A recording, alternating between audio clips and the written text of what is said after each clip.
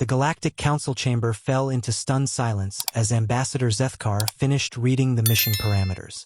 Representatives from 47 different species sat motionless, their various forms of breathing apparatus working overtime to process what they'd just heard. "Let me understand this correctly," spoke Counselor Vexani, her crystalline voice resonating through her translator.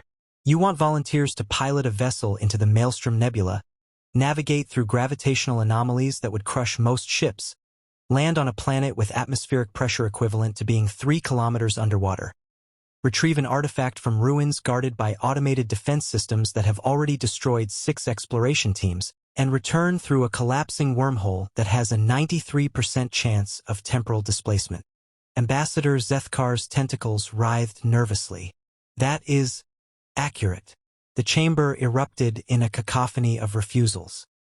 The Veltari delegation's translator couldn't keep up with their rapid clicks of disapproval. The Gromnathi representatives simply stood and began filing out. Even the notoriously brave Kethmori shook their heads in unison. "This is suicide," declared General Rixton, his scaled hide rippling with agitation.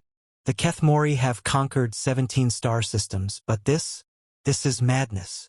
"The Zephyrians have technology that can bend reality itself," added Dr. Lumera, her 6 eyes blinking in sequence. "We've analyzed the data. The probability of success is 0.0003%. One by one, each species formally declined. The Altrurians, masters of spacetime manipulation, claimed the mission exceeded safe parameters. The silicon-based Zerathi, who could survive in molten lava, deemed the conditions too extreme. The energy beings of Nexus Prime, who existed partially outside normal space, called it inadvisable. Ambassador Zethkar slumped in his hover seat, watching his carefully planned interspecies cooperation initiative crumble. The artifact contained critical information about the Void Hunters, an ancient enemy stirring once again in dark space. Without it, the galaxy faced potential annihilation. "Is there no one willing to attempt this?" he asked desperately. A small commotion arose from the back corner of the chamber. The human delegation had been quietly conferring among themselves, their translator device flickering with activity. Captain Sarah Chan stood up, her simple blue uniform stark against the exotic garments of other species. "Excuse me," she said, her voice carrying clearly through the chamber's acoustics. "Could you repeat those mission parameters one more time?" Ambassador Zethkar's hopes flickered.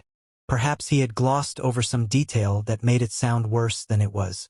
He carefully reread every specification, every danger, every near-impossible requirement. Captain Chun nodded thoughtfully, then turned to her team. "Johnson, what's our current vessel rating?" "The resilience can handle pressure differentials up to 5 times Earth normal, Captain," replied the engineer. "We'd need to reinforce the hull, but it's doable." "Rodriguez, thoughts on the temporal displacement risk?" 93% chance means 7% success rate. "I've seen worse odds in Las Vegas," the pilot shrugged. "Plus, temporal displacement isn't necessarily fatal. We might just arrive a few decades early or late." "Dr. Okafor, assessment of the automated defenses?" The xenoarchaeologist smiled grimly. "Ancient security systems?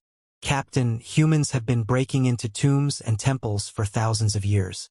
It's practically our species' hobby." The chamber had gone completely quiet. Every alien representative stared at the humans with expressions ranging from bewilderment to horror. Captain Chun turned back to Ambassador Zethkar. "So let me get this straight. You need someone to fly through a dangerous nebula, land on a high-pressure world, break into some ruins, grab an artifact, and come home through an unstable wormhole. That is correct." Chun looked around at her team, who were all nodding with varying degrees of enthusiasm. She turned back to the ambassador with a slight smile. "Is that it? I mean, when do we leave? My crew was expecting something challenging." The silence stretched for nearly a full minute before Ambassador Zethkar managed to speak. You accept the mission?" "Hell yes, we accept.